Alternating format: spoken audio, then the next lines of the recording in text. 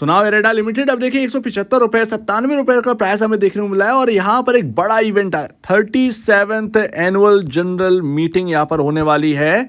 और यहाँ पर इसमें सभी शेयर होल्डर्स को जोड़ना चाहिए, क्योंकि जो विजन है कंपनी का वो यहाँ पर बाहर निकल के आएगा अगले कुछ सालों का, आप कह सकते हैं, या हम आगे क्या करना चाह रहे हैं, ग्रोथ के प्रोस्पेक्टिव से यहाँ पर मैनेजमेंट का क्या कहना है, कैसे ग्रोथ यहाँ पर जो है लाने चाहिए, एडा की जो वैल्यूएशन है उस पर कुछ बात होगी। तो इन सभी को अगर जानना है तो आपको एजीएम को जो है वो मिस नहीं करना चाहिए। 24 जून को यहाँ पर जो है एजीएम रखी गई है। तो अभी अगर आप देखें तो एडा एक रेंज में घूम रहा है। इवन वॉल्यूम भी अगर आप देखेंगे तो उतना वॉल्यूम नहीं दिखाई दे रहा है, टर्नओवर उतना नहीं देखने को मिल रहा है जितना कि पहले देखने को मिलता था। तो अभी अगर आप देखें, चाहे आप IRFC देखिए या फिर आप SJVN देखिए, REC देखिए, PFC देखिए, इन सब में तेजी जो है वो थमी है। इवन आज इंट्राडे में सुबह के टाइम 10 बजे से पहले एक छोटी सी अचानक से गिरावट आई थी PSU के अंदर, अगर आपने नोट की है या नहीं की है पता नहीं, बट उस गिरावट से उभरते हुए नजर आए। लेकिन अचानक से एक गिरावट आई थी PSU के अंदर, पता नहीं क्या हुआ था। विद इन कुछ यहाँ पर जो मिनट अगर आप देखेंगे तो वो थोड़ा सा रिकवर होने लगे थे। इवन एडा भी रिकवर होने लगा। तो भैया यहाँ पर ना ET नाउ पर चॉइस ब्रोकिंग यहाँ पर जो है कुछ कह रहे हैं, चॉइस इक्विटी ब्रोकिंग यहाँ पर कहते हैं कि यहाँ पर 170 रुपए का यहाँ पर जो है नियर डाउनसाइड एक देखने को मिलता है, जो कि काफ़ी यहाँ पर स्ट्रॉन्ग सपोर्ट भी यहाँ पर देखने को मिलता है, राइट। और यहाँ पर अगर आप टारगेट प्राइस रखते हैं तो वो 203 रुपए का है। बाई कवरेज यहाँ पर रख रहे हैं और ये 1 डे हुआ है इनकी रिपोर्ट को आए, यानी कि 24 घंटे हो चुके। सो दैट अगर आप एक 203 रुपए का एक रखते हैं एक टारगेट अपने राइट साइड में, तो आपको एक लेफ्ट साइड में आपको जो है 170 रुपए का एक इंपॉर्टेंट लेवल भी देखना चाहिए। और देखिए अभी यहाँ पर ना सारी नजरें जो है वो बजट के ऊपर टिकी हुई है। All eyes on budget. Budget से क्या निकल के आया, रिन्यूएबल एनर्जी के लिए नई थीम है, नया इंडिया है, इसीलिए ऐसी कंपनियों को ज्यादा वैल्यूएबल माना जा रहा है। तो ऐसे में एडा के ऊपर इसीलिए कहीं ना कहीं वैल्यूएशन जो है वो ज्यादा देखने को मिलती है।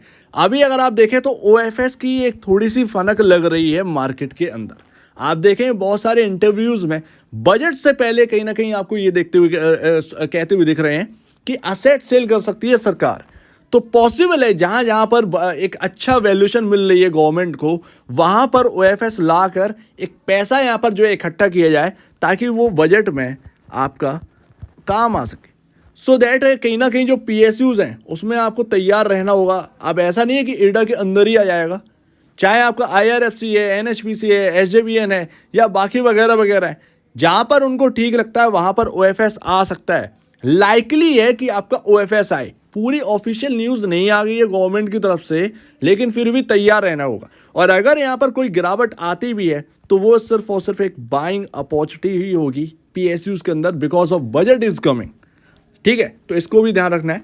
बट ऑल टाइम हाई क्यों नहीं निकल रहा है एरेडा के अंदर, क्योंकि यहाँ पर जो है वैल्यूएशन कंफर्ट नहीं है, खाने के लिए कुछ बचा नहीं है। एरेडा ऑलरेडी अगर आप देखें 32 रुपए का स्टॉक जो है वो 215 का हाई लगा चुका है। आप देख रहे हैं ऑलरेडी एक बड़ा पैसा जो है वो बना चुका है एरेडा, इसीलिए एक बड़े पॉज में हमें जो है वो एक लंबे टाइम से देखने को मिल भी रहा है। तो अभी अगर आप देखेंगे तो वैल्यूएशन कंफर्ट नहीं है, खाने की जगह नहीं है, यानी कि कमाने की जगह नहीं है इस स्टॉक से, इसीलिए इस स्टॉक को टच भी नहीं किया जा रहा है।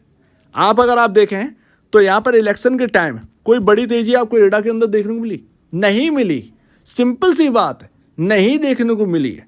आप देखेंगे बहुत सारे स्टॉक्स में एक अच्छी तेजी देखने को मिली है।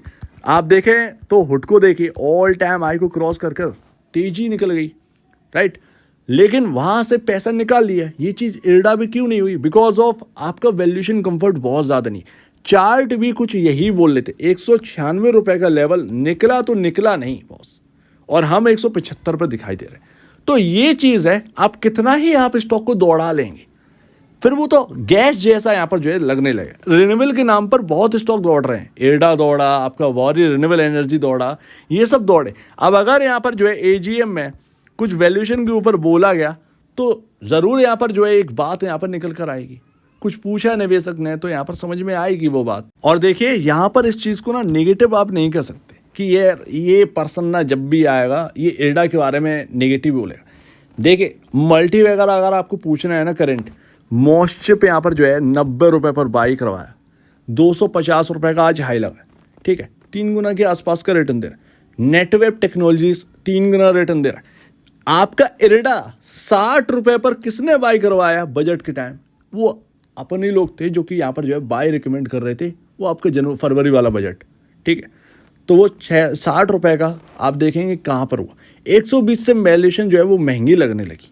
अब जब वैल्यूएशन महंगी होगी तो आप महंगा बोलेंगे या उसको सस्ता बोलेंगे, ये दबाने के लिए कि व्यूअर्स जो है वो आगे बढ़कर वहाँ पर ये सुनना चाहते हैं कि इरडा जो है वो और दौड़ेगा। तो ये गलत हो जाती बात। तो इस चीज़ की वजह से आप ये नहीं कह सकते नेगेटिव है।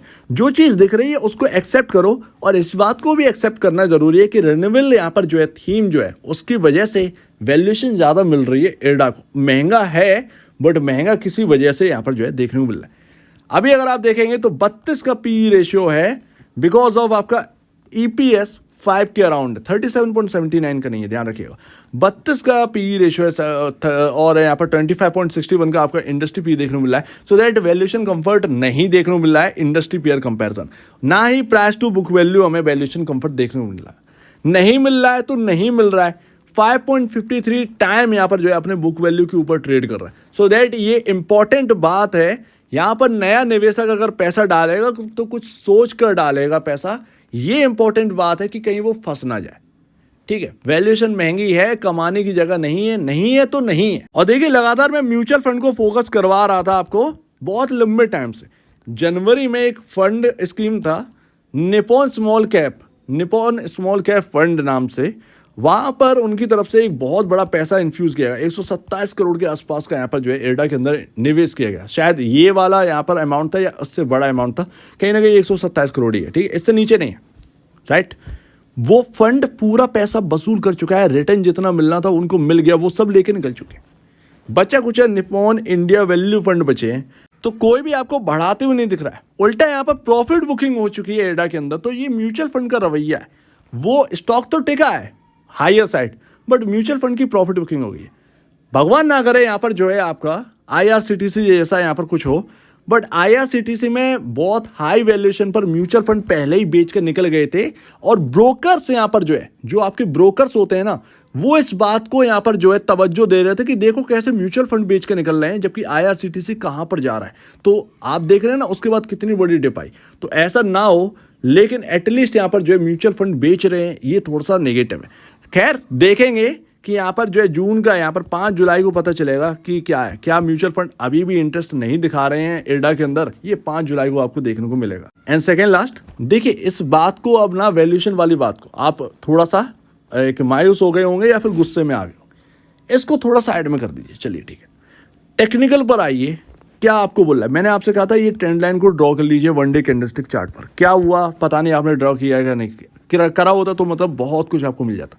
मैंने आपसे कहा था ये 196 का लेवल जो है वो क्रॉस नहीं हो रहा, नहीं हुआ। 198 तक आप चले गए, लेकिन हुआ तो हुआ नहीं। इवन 200 रुपए तक गैप अप हो गया, लेकिन उसके बाद टिक ही नहीं पाए हैं, राइट। तो वो उस वक्त आपको समझ जाना चाहिए था। अब 175 रुपए यानी कि 25 रुपए का कट हमें हायर साइड से देखने को मिल रहा है 200 रुपए से। ये एक मायने रखा जाता है। 25 रुपए अगर आपकी पर शेयर झोली में डाल दिया जाए तो आपका पैसा बढ़ेगा, सीधी सी बात। यहां पर अगर आप देखेंगे तो एक रेंज में स्टॉक चल रहा है, वो चल रहा है 182 और 161, इस रेंज में घूम रहा है। अगर आप देखेंगे ये, राइट, इससे ज़्यादा तो है नहीं। सबसे नेगेटिव कब होगा, जो 4 जून को लो लगा 157 के अराउंड, जब वो लो टूटेगा और उसके नीचे इरडा ट्रेड करेगा तो वो चीज़ नेगेटिव है, राइट। लेकिन जब तक ये 161 रुपए टिका हुआ है कैंडल स्टिक चार्ट के बिहाफ पर, तब तक आपको नेगेटिव नहीं होना है इरडा के अंदर। ये आप मान लीजिए ये 157, 161 ये जब तक स्टैंड कर रहे हैं इरडा के अंदर, तब तक आपको जो है टिके रहना है, हिलना नहीं है। चाहे कितना भी वैल्यूएशन महंगा क्यों ना हो जाए, चाहे 10 की प्राइस टू बुक वैल्यू क्यों ना हो जाए, ठीक है। फंडामेंटल एक अलग जगह है, लेकिन जब मनी चेज करता है तो हमें टेक्निकल की तरफ मुड़ना चाहिए। टेक्निकल की तरफ अभी रहिए, क्योंकि फंडामेंटल स्टॉक नहीं मान रहा है, ठीक है। अपनी अपनी एक बात होती है, स्टॉक फंडामेंटल नहीं मान रहा है, उसे मतलब नहीं है कि महंगा है या सस्ता है, सीधी सी बात है। उसने यहाँ पर जो है मान लिया इस बात को, हमें भी मान लेना चाहिए, मुझे भी मान लेना चाहिए।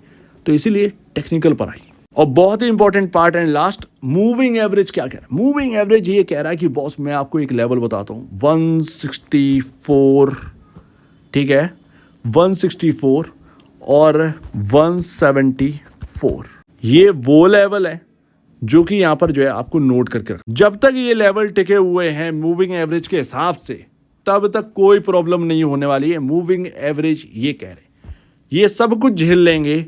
174 से 164 ये एक बाई रेंज है, तो यानी कि हमें ये समझ में आ रहा है कि आपकी मूविंग एवरेज भी इधर ही है और वो 161 रुपए का लेवल भी इधर ही है, 157 का लेवल भी इधर ही है जहां से ये स्टॉक घूमा था। एक्चुअल में ये घूमा तो 161 की वजह से, वो 2-3 रुपए का झटका लग गया, इतनी तेज गिरावट आई, अदरवाइज वो घूम गया वहीं से।